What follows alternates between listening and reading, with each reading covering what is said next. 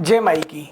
प्रश्न कुंडली या प्रश्न ज्योतिष एक ऐसा विज्ञान जिसके लिए हम ऋणी हैं आचार्य वाराहमिहिर के। एक ऐसा व्यक्ति जिसके पास अपना जन्म समय, दिनांक और स्थान नहीं है, वो भी इस विज्ञान के माध्यम से अपने मन के भीतर के अबूझे प्रश्नों को जान सकता है। लेकिन इस विज्ञान के कुछ नियम हैं, जैसे कि ज्योतिषी को एक बार में एक ही प्रश्न का उत्तर देना चाहिए।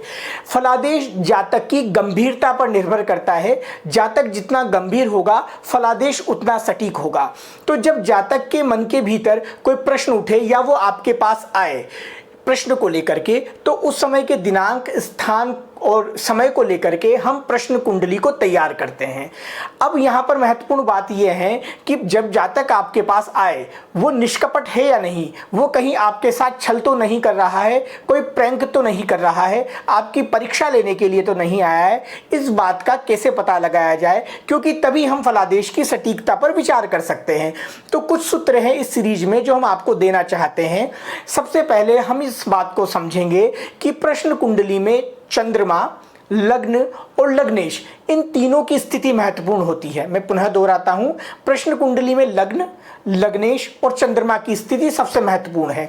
तो आइए हम पहले सूत्र पर विचार करते हैं कि जातक आपके पास आया है वो निष्कपट है या नहीं, उसके मन के भीतर छल है या नहीं। समझिएगा, अगर प्रश्न कुंडली में चंद्रमा लग्न में आए, प्रश्न कुंडली में चंद्रमा लग्न में आए और सूर्य बुध शनि केंद्र में हो, यानी प्रथम भाव में, चतुर्थ भाव में, सप्तम भाव में और दशम भाव में, ये केंद्र के भाव हैं। तो सूर्य बुध शनि यदि केंद्र में हो, चाहे वो युति में हो चाहे अलग अलग हो, यदि ये तीनों ग्रह में केंद्र में हो और चंद्रमा लग्न में हो, तो आप समझिएगा कि जातक आपके साथ छल कर रहा है, उसकी भावना निष्कपट नहीं है, अतः फलादेश सटीक नहीं होगा। आगे समझते हैं दूसरे सूत्र में। चंद्र लग्न में, यानी कि चंद्रमा कहीं भी हो, हम चंद्रमा को लग्न बना करके कैलकुलेट करेंगे।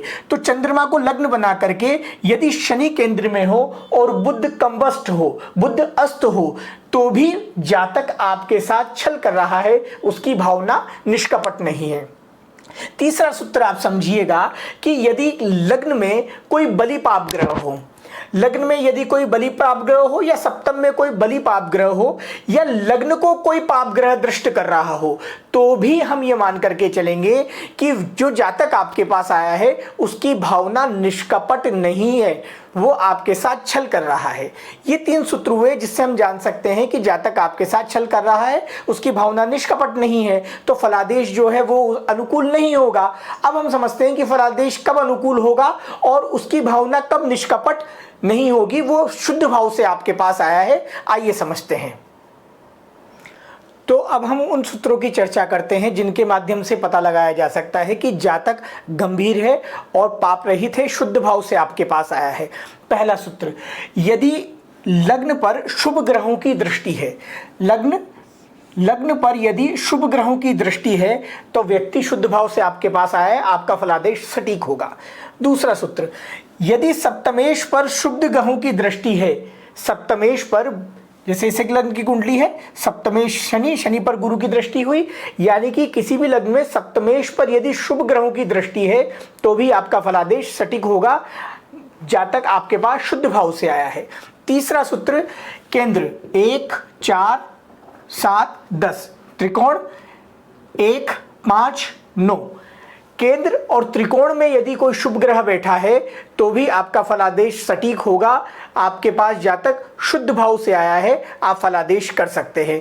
तो आज प्रश्न कुंडली के प्रथम चरण में हमने जाना कि जातक की भावना निष्कपट है या निष्कपट नहीं है, कैसे हम पता लगाएंगे। लेकिन इसमें सबसे महत्वपूर्ण बात लग्न और लग्नेश है, क्योंकि लग्न और लग्नेश प्रश्न कुंडली में ज्योतिर्विद का, ज्योतिषी का बल है। यदि लग्न और लग्नेश कमजोर हो तो निश्चित मान करके चलिए आपका फलादेश सटीक नहीं होगा। हम इस सीरीज को कंटिन्यू करेंगे और आगे समझेंगे कि प्रश्न कुंडली में किस प्रकार प्रश्नों का उत्तर दिया जाएगा। आप हमारे साथ बने रहिए। जय माई की।